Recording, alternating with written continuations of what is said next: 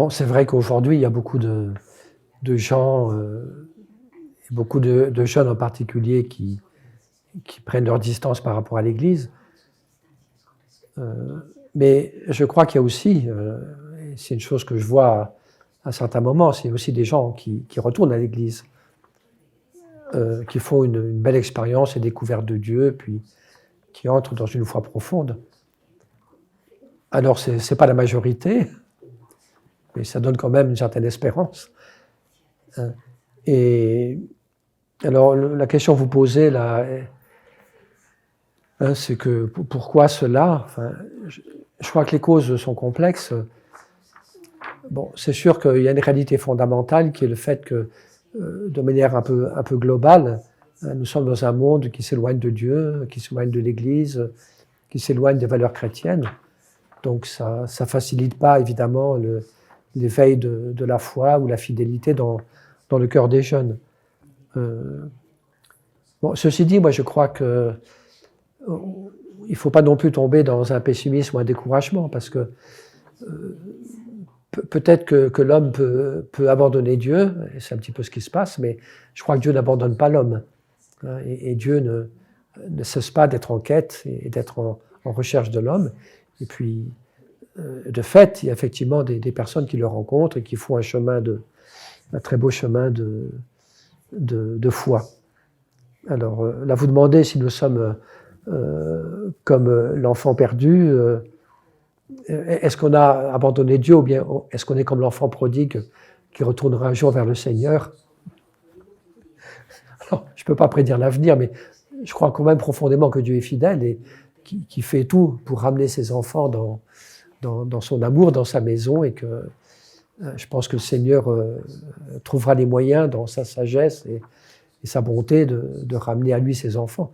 Alors, bien sûr, il y a le mystère de la liberté humaine. Dieu ne peut obliger personne à croire en lui, à venir en lui, mais je pense qu'il ne cesse pas de frapper à la porte du cœur de l'homme pour l'inviter à le rencontrer. Puis c'est vrai que, je fais une petite remarque, c'est quand j'étais enfant, les églises étaient pleines. Bon, maintenant, elles sont parfois vides, pas toujours, heureusement. Mais je pense que les églises étaient pleines de gens, mais est-ce que c'était des gens qui avaient vraiment la foi? C'est pas sûr.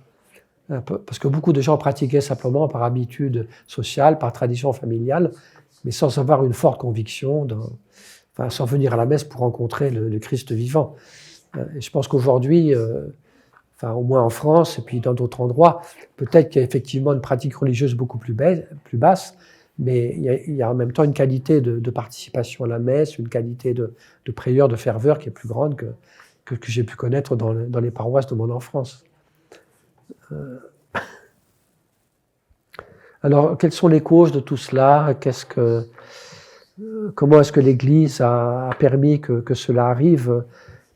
Je crois que les causes sont complexes. Il y a quand même beaucoup d'évolutions de la société, des courants philosophiques qui prévalent, des idéologies qui se sont répandues et qui effectivement ont fait qu'une bonne partie de l'humanité s'éloigne de Dieu. Il y a eu quand même ce grand mensonge de l'athéisme qui a présenté Dieu comme l'ennemi de la liberté humaine, et que le seul moyen pour l'homme d'être libre, c'est de se débarrasser de Dieu, avec des conséquences dramatiques. Alors je pense que c'est important aujourd'hui de percevoir, c'est que Dieu n'est pas l'ennemi de la liberté humaine, mais au contraire le meilleur ami. Il est la source, le sauveur de notre liberté, que retourner à Dieu, c'est pas du tout perdre sa liberté, mais c'est au contraire trouver une nouvelle liberté. Donc moi, ce qui me paraît important là, c'est que finalement, on n'a pas des recettes pour convaincre tout le monde, mais je pense que c'est important que la manière dont est vécue la vie chrétienne, l'Évangile, manifeste justement que l'Évangile est un chemin de liberté, que Dieu est un Dieu d'amour et que cheminer avec le Seigneur n'est pas quelque chose qui nous étouffe, qui nous écrase, mais au contraire quelque chose qui nous rend libres, qui nous permet de vivre notre humanité pleinement. Alors là, je suis en train d'oublier les questions. Je crois que les conséquences j'en parlerai un peu tout à l'heure, mais les conséquences de cette perte de spiritualité, on ne peut pas dire qu'il y a une perte de spiritualité, parce qu'il y a quand même toujours aujourd'hui, il y a une recherche de spiritualité, même beaucoup de choses qui sont à la mode, hein, la méditation, etc., etc. Mais par contre, il y a une certaine distance par rapport à l'Église et puis par rapport à l'Évangile, hein, comme conséquence, malheureusement. Alors, je crois que ces conséquences, eh bien, c'est que, enfin, il y en a beaucoup, c'est que quand on est loin de Dieu, eh bien, c'est plus difficile d'avoir cette lumière qui guide notre existence. C'est plus difficile d'être frères et sœurs les uns avec les autres. On risque d'être renvoyé à une solitude, à une certaine subjectivité qui devient la seule norme de vérité et donc qui conduit un peu à un isolement, à un repliement sur soi. Et puis, je crois aussi que sans cette présence aimante de Dieu, de sa tendresse, de sa bonté, sans cet appui sur la grâce de Dieu, il y a des moments où les combats de la vie peuvent devenir peut-être un peu trop lourds, je dirais, pour nos frêles épaules humaines. Donc, mais ça, j'en parlerai tout à l'heure là pendant la conférence, justement, un petit peu quelles sont les conséquences de cet éloignement de Dieu, qu'est-ce que ça signifie pour la personne humaine, et puis donc ce qui veut dire que je crois qu'il est urgent aujourd'hui pour nous de retourner à Dieu. Moi, il me semble que ce qui peut un petit peu transformer les choses, sauver notre monde, c'est pas simplement des belles planifications au plan politique et social, mais je crois qu'on a besoin de retrouver un contact vivant avec le mystère de Dieu. Moi, je crois qu'il n'y a que ça qui peut nous sauver, hein. Une expérience vivante de Dieu comme bonté, comme amour, comme fidélité, comme miséricorde, et puis une rencontre avec le Seigneur qui soit source de lumière, de liberté, de paix, et puis qui redonne un sens à ma vie et qui me donne la force, le courage de vivre et d'avancer en tant que personne humaine.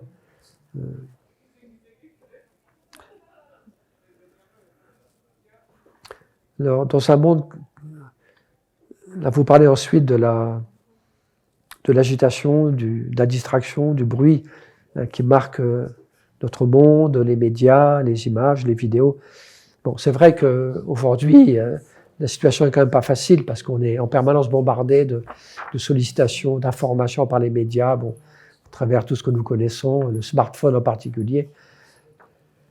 Moi, je crois, et on sent d'ailleurs qu'il commence à y avoir un petit peu un certain épuisement des personnes. Enfin, là, et tous les 8 jours, il y a un livre qui paraît en disant que les médias, hein, commencent à nous rendre idiots, que ces sollicitations permanentes finissent par nous épuiser, par nous dévorer de l'intérieur. Et il y a quand même des prises de conscience par rapport à ça.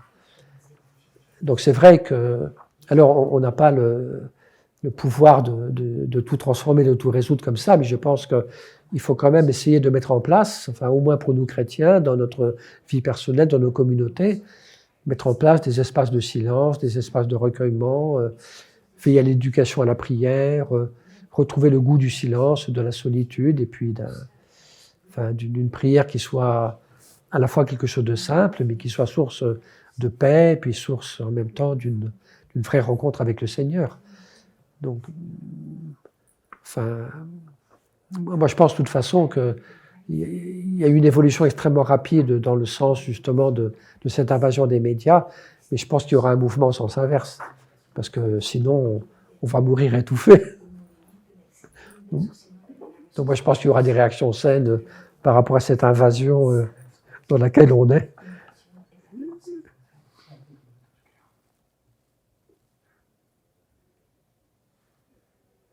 Alors est-ce qu'on peut amener les jeunes à une plus profonde spiritualité? Est-ce qu'on peut les conduire à la prière? Alors moi je crois que c'est possible, hein, parce que, alors je ne dis pas que c'est facile, parce que aujourd'hui on est parfois tellement pris par la vie professionnelle, par des tas de choses qu'on n'a pas beaucoup d'espace pour se poser les questions essentielles. Et puis, mais en même temps, je crois qu'il y a quand même beaucoup de jeunes aujourd'hui qui redécouvrent le mystère de Dieu. Il y a des écoles de prière, il y a des possibilités qui sont données justement pour vivre ce contact avec le Seigneur. Et je crois que c'est ça qu'il faut favoriser. Le pape Jean-Paul II, il disait au début du 3e millénaire que toute communauté chrétienne doit être d'abord une école de prière. Et moi, je pense que là, c'est un domaine très important. pour les enfants, pour les jeunes, l'éducation à la prière.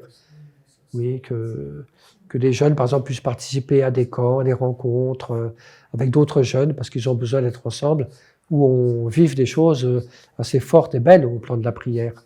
Des temps d'adoration, des temps de célébration eucharistique, des temps de méditation de la parole de Dieu. Donc, il faut un peu essayer de donner aux jeunes le goût de cette rencontre avec Dieu à travers les différentes formes de prière. Donc, moi, ça me paraît très important.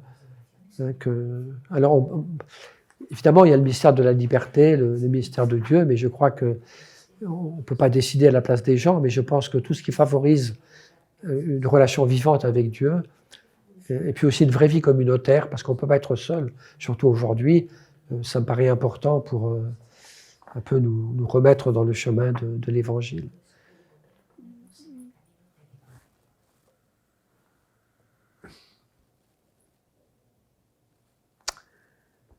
Enfin, quel avis, moi, je donnerais à des jeunes? Moi, je dirais ce que dit Jésus, cherchez, vous trouverez, frappez, on vous ouvrira.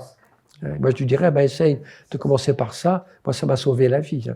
Essaye de commencer par ça, de prendre tous les jours 15 minutes pour prier, pour peut-être méditer les textes du jour ou prier autrement. Essaye fidèlement de prendre 15 minutes tous les jours pour t'ouvrir à Dieu, pour faire ce que Jésus demande dans l'Évangile. Va prier ton Père dans le secret. Sois fidèle et je pense que tôt ou tard, il se passera quelque chose. Qui cherche trouve, qui frappe on ouvrira.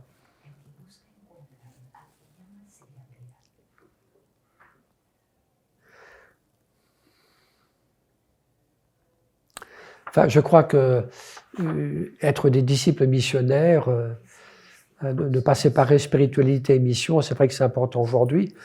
Je dirais pour deux raisons principales, parce que le monde a besoin de l'Évangile. Donc à travers l'amour de Dieu, à travers l'Évangile, on a reçu un trésor qu'on ne peut pas garder pour nous de manière égoïste, mais qu'il faut partager, parce que je crois que tout homme est fait pour Dieu, le cherche plus ou moins secrètement, et donc ce serait, je dirais, une non-assistance à personne en danger que de ne pas annoncer l'Évangile. Puis je pense aussi pour nous-mêmes, c'est important, parce qu'on se rend compte que finalement, un des moyens les plus forts pour faire grandir notre propre foi, c'est de la partager avec d'autres. Une fois que je partage, une fois que j'essaie de communiquer, elle va se fortifier. Une fois que je garde simplement pour moi, sans jamais chercher à la communiquer, elle risque fort de s'étioler et de mourir. Puis je pense aussi que cette spiritualité missionnaire, elle est attractive parce que ça nous donne un but, ça donne un sens à ce que nous vivons, ça nous permet d'ouvrir justement tout un monde de tâches, d'activités qui peut être très beau pour ceux qui s'y engagent.